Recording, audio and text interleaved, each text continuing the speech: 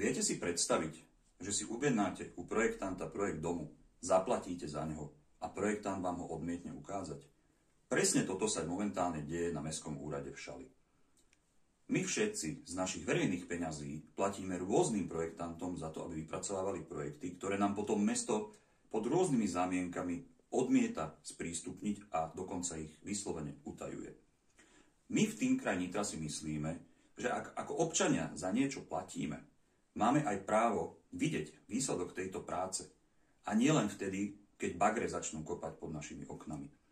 Preto budeme aj naďalej trvať na zverejňovaní týchto projektov a zároveň budeme požadovať, aby sa tieto projekty zverejňovali automaticky a nemuseli sme ich ťahať z úradu ako z chlpatej deky.